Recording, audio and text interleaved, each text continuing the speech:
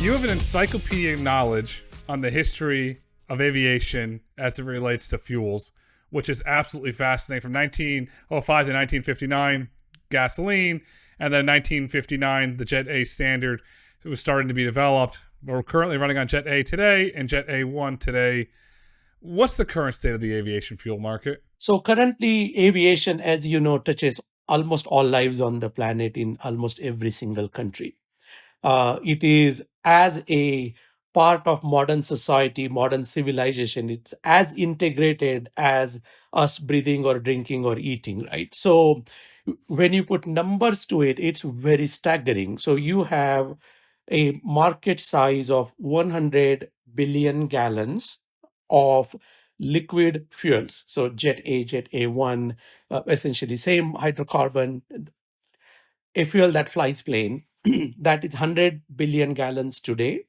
The projections are, and I think we as a civilization have done fantastic in bringing people out of poverty in swaths. One sign of have you come out of poverty is have you taken your first flight, right? And United Nations has done fantastic.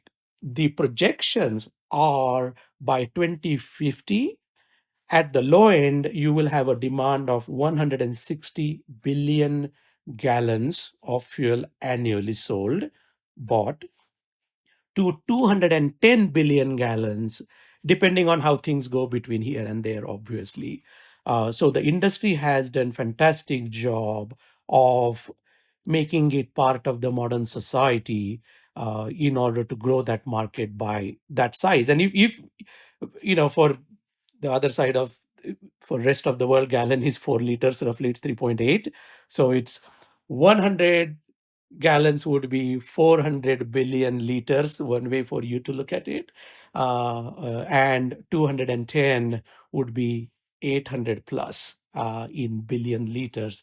That's massive volume for one small, cohesive, monolithic industry.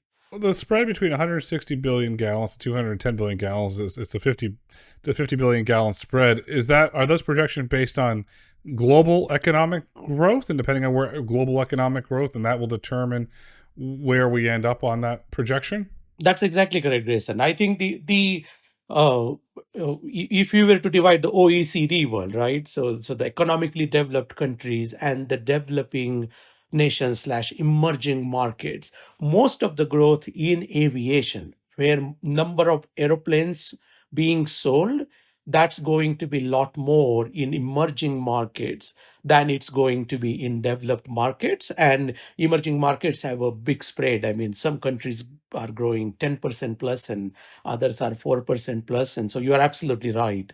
It is based on their own growth trajectory as being considered by the United Nations.